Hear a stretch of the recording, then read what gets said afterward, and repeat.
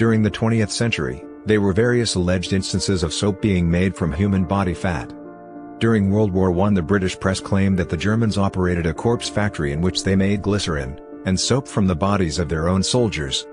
Both during and after World War II, widely circulated rumors claimed that soap was being mass-produced from the bodies of the victims of Nazi concentration camps which were located in German-occupied Poland. During the Nuremberg trials, items were presented as evidence of such production. The Yad Vashem Memorial has stated that the Nazis did not produce soap with fat which was extracted from Jewish corpses on an industrial scale, saying that the Nazis may have frightened camp inmates by deliberately circulating rumors in which they claimed that they were able to extract fat from human corpses, turn it into soap, mass-produce, and distribute it. In 1780, the former Holy Innocents Cemetery in Paris was closed because of overuse. In 1786, the bodies were exhumed, and the bones were moved to the catacombs. Many bodies had incompletely decomposed, and had reduced into deposits of fat. During the exhumation, this fat was collected, and subsequently turned into candles and soap. The claim that Germans used the fat from human corpses to make products, including soap, was made during World War I. This allegation appears to have originated as a rumor which was spread by the British and Belgian media.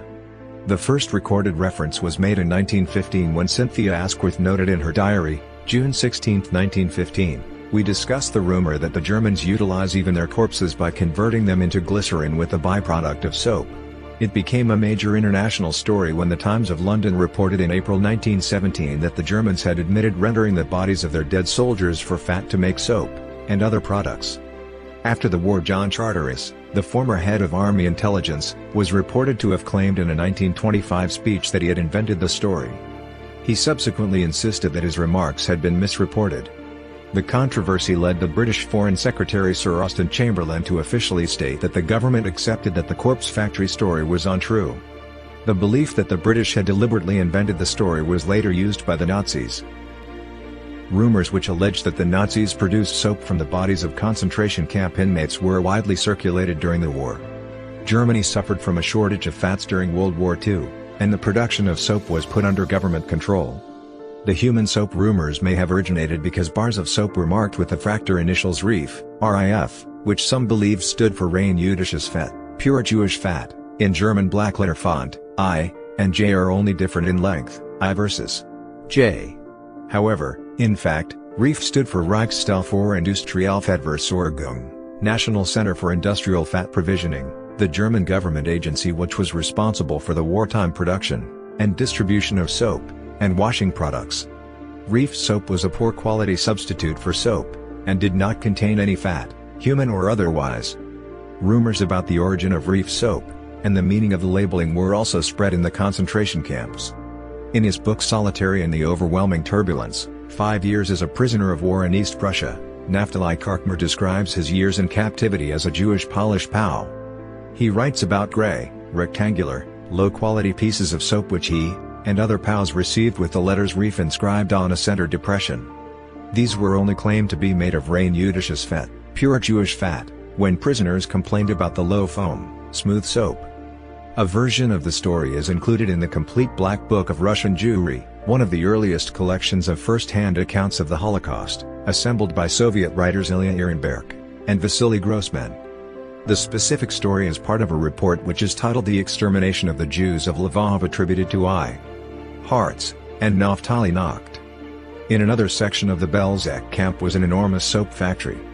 The Germans picked out the fattest Jews, murdered them, and boiled them down for soap. Artur Israelovich Rosenstock, a bank clerk from Lvov, in whose words we relate this testimony, held this Jewish soap in his own hands.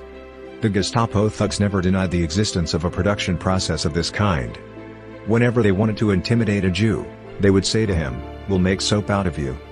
Raoul Helberg reports that such stories were circulated in Lublin as early as October 1942.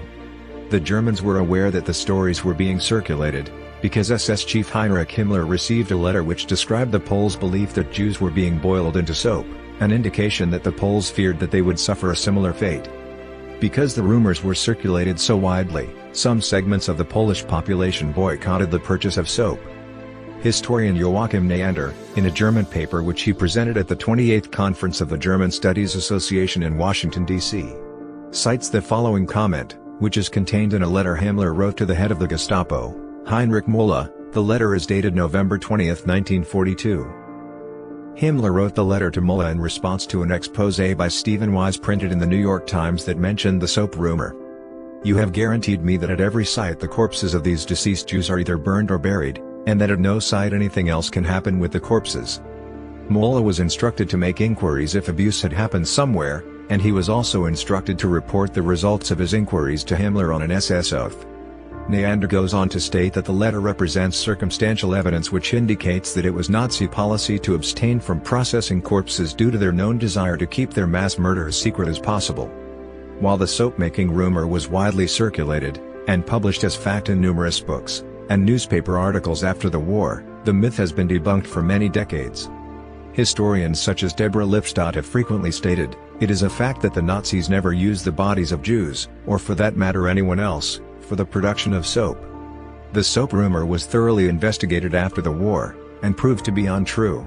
Despite this fact, many believers of the myth persist, and Joachim Neander believes that they are unwittingly playing into the hands of Holocaust deniers by giving them a chance to easily debunk the legend, allowing them to cast doubt upon the veracity of the entire Holocaust as such. Soap-making rumors were underlying a cycle of Holocaust jokes of the time. "Moishe, why are you using soap with so much fragrance?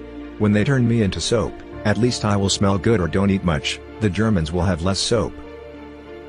During the Nuremberg trials, Sigmund Maser, a laboratory assistant at the Danzig Anatomical Institute, testified that soap had been made from corpse fat at the institute, and he also claimed that 70 to 80 kilograms, 155 to 175 pounds, of fat which was collected from 40 bodies could produce more than 25 kilograms, 55 pounds, of soap, and the finished soap was retained by Professor Rudolf Spanner. Two British POWs who had to perform auxiliary tasks at the institute provided witness accounts. In his book Russia at War, 1941–1945, Alexander Worth claims that while visiting Gdansk/Danzig in 1945 shortly after its conquest by the Red Army, he saw an experimental factory outside the city for making soap from human corpses. According to Worth, it had been run by a German professor called Spanner, and it was a nightmarish sight, with its vats full of human heads, and torsos pickled in some liquid, and its pails full of a flaky substance. Human soap. Historian Joachim Neander states that the rumors which alleged that the Nazis produced soap from the bodies of Jews who they murdered in their concentration camps, long since thoroughly debunked, are still widely believed, and they are exploited by Holocaust deniers. However, he goes on to say that even scholars who reject the aforementioned claim that the Germans made soap from human fat, and mass-produced it, are sometimes still convinced that the Germans attempted experimental soap production on a smaller scale in Danzig, and this claim is still repeated as if it is a firm fact in several remembrance contexts. He, and the Polish historian Monika Tomkiewicz, who works in the investigative department of the Institute of National Remembrance, IPN, in Gdansk, and Pyotr Semkov, formerly also an employee of the IPN, later a lecturer at the Naval Academy in Gdynia, have thoroughly investigated Spanner's claims which surround the Danzig Anatomical Institute, and all of them have concluded that the Holocaust-related soap-making claims which surround it are myths, particularly cemented into Polish consciousness by Zofia Nałkowska's 1946 book Metaliony, which was mandatory reading in Poland until 1990, was widely distributed in the Eastern Bloc, and it is still popular today. They all allege that such secondary sources have played a far greater role in spreading information about the claim than scholarly research has. According to both Neander, and Tomkiewicz, and Semkov, soap, made from human cadavers, came into existence at the Danzig Institute. It was not related to the alleged Holocaust-related crimes of harvesting Jews or Poles for soap-making purposes, because the connection between the Holocaust on one side, and the Danzig soap on the other side only exists by way of the confirmed false rumors of concentration camp soap which were circulated during the war. The idea that the Danzig Anatomical Institute, and Drive, Spanner's work therein, was related to the Holocaust originally stemmed from the findings of bodies, and bone maceration processes in the creation of anatomical models in a small brick building on the premise of the Anatomical Institute. This, and the soapy grease which was created for the purpose of injecting it into the model's flexible joints, was used by the Soviets, and the newly established Polish Chief Commission for the Prosecution of Crimes against the Polish nation as proof of human soap production in Nazi concentration camps. The latter claims had been presented as fact, and they had also become a stock phrase in Soviet propaganda, but no evidence of it could be found in the liberated camps. The human soap which was made from the bone maceration which was found in Danzig was conflated with the separate rumors regarding the Nazi concentration camps, and they were presented together during the Nuremberg trials. Semkov states that the presence of human fat tissue has been confirmed in the samples of soapy grease from Danzig which were presented at the trials, which was claimed to be unfinished soap, through analysis which was performed by the IPN and Gdansk University of Technology in 2011 and 2006 respectively, but his and Tomkiewicz research concluded that this was a byproduct stemming from Spanner's work in bone maceration. Spanner, a well-respected physician who was nominated for the Nobel Prize in Physiology or Medicine in 1939, would also not have been experimenting with soap production, which was widely understood, and not something which needed experimentation, instead of teaching his students. An investigation also maintained that at least 10 kilograms of soap from human fat was produced, sourced from the Stutthof concentration camp, based on the aforementioned testimonies which were delivered in 1945, and the presence of kaolin in the samples indicated that it was probably used as a cleaning soap due to its abrasive qualities, but the criminal investigation of this claim was discontinued because it lacked grounds which would indicate that Spanner had incited killings in order to obtain corpses for the institute. Neander points out that the soap-making recipe from Mazur's testimony was contradictory and unrealistic, with the testimony from May 12, 1945 which claimed that 75 kilograms of fat were produced, and 8 kilograms of soap were produced from the first boiling, a testimony from May 28, 1945 which claimed that 70 to 80 kilograms of fat were produced from 40 bodies, and 25 kilograms of soap were produced from both boilings, and a testimony from June 7, 1945 which claimed that 40 bodies produced 40 kilograms of soap from both boilings. These inconsistencies were even pointed out before the Chief Commission. The witness testimonies of the two British POWs were also noted, and they were described as being contradictory and inconclusive in a 1990s report which was compiled by the newly established Holocaust Memorial Museum in Washington, D.C., which holds a cautious stance with regard to the Danzig soap issue.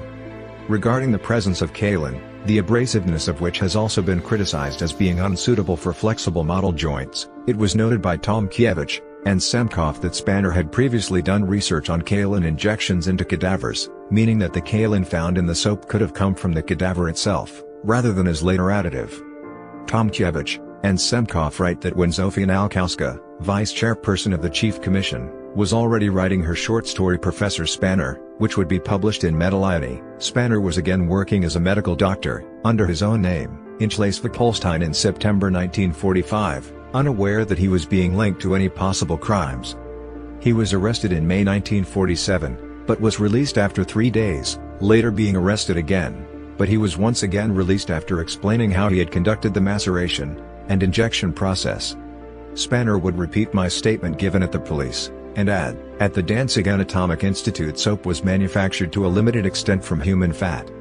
This soap was only used for the manufacturing of joint preparations. After being dismissed by intervention from the British occupation authorities, he was declared clean by the denazification program in 1948, officially exonerated, and resumed his academic career, becoming director of the Institute of Anatomy in Cologne in 1957, and editor of the esteemed Werner Spalthal's Anatomical Atlas, before dying in 1960. Neander concludes that no research or experiments on soap making were conducted in Danzig, that Mazur never made soap according to his recipe, that corpses which were delivered to be boiled and turned into anatomical models were all the corpses of Germans who had not been killed in order to harvest their bodies, and that the only soap created was a byproduct of this.